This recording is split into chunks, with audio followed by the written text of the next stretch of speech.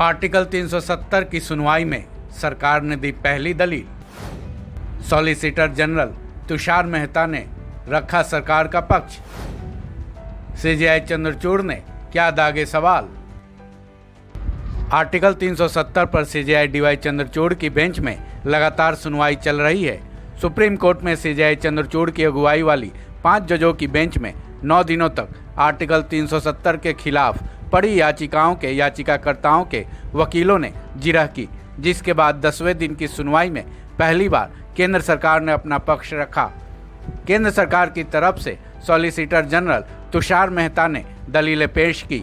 CJI Chandrachud की bench के सामने सॉलिसिटर जनरल तुषार मेहता ने जम्मू कश्मीर के संविधान और महाराजा हरि सिंह का जिक्र किया। अपने तर्क में तुषार मेहता ने तो जम्मू कश्मीर को इकलौती रियासत कहते हुए उसके संविधान को ही गलत करार दिया। उन्होंने कहा कि जम्मू कश्मीर के 4 प्रतिनिधि थे, उनमें शेख अब्दुल्ला भी शामिल थे। उस वक्त इंडिया का संविधान स्वीकार करने में कई रियासतों ने रजामंदी दिखाई थी, जबकि जम्मू कश्मीर ने कहा था कि हम संविधान बनाने में भागीदारी करेंगे। सीजेआई चंद्रचूड़ की बेंच में तुषार मेहता ने आगे कहा कि जब संविधान बनाते वक्त सबको समान अधिकार देने का लक्ष्य था, इसलिए भारत के हिस्से को बाकी सदस्यों को मिले अधिकारों से वंचित नहीं किया जा सकता। तुषार मेहता ने अपनी दलील में महाराजा हरि सिंह का नाम लेते हुए दलील दी कि उन्होंने ये साफ कर दिया था कि वो कभी भी पाकिस्तान में शामिल नहीं होंगे, जिसकी वजह ये थी कि पाकिस्तान धर्म के आधार पर अपना निर्माण करने वाला था।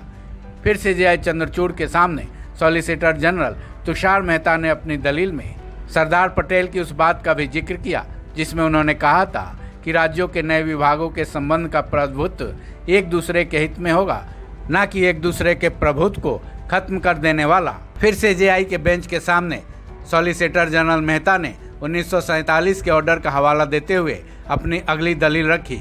उन्होंने कहा कि उस वक्त रियासतों का इंडिया में विलय 1997 के ऑर्डर के सेक्शन 6 के तहत हुआ था, जिसमें यह निश्चित किया गया था कि इंडिया में विलय होने के वक्त सबकी स्थिति एक समान रहे। हालांकि यह बेहद कठिन था, फिर भी सबको अपने टर्म्स और कंडीशंस रखने की अनुमति भी दी गई।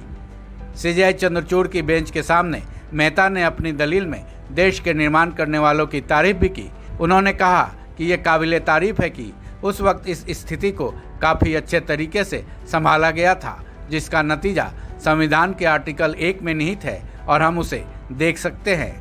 सॉलिसिटर जनरल तुषार मेहता की दलीलें सुनने के बाद सीजेआई चंद्रचूड़ ने भी महाराजा हरि सिंह के एक वाक्य का जिक्र किया। उन्होंने कहा कि महाराजा हरि सिंह ने सरदार पटेल को एक लेटर लिखा था, जिसके जरिए महाराजा ने ये निर्देश दिया था कि अगर मेनन ठीक होकर वापस आ जाएं तो अच्छा होगा, नहीं तो जब मैं सो रहा होऊंगा तब मुझे गोली मार देना।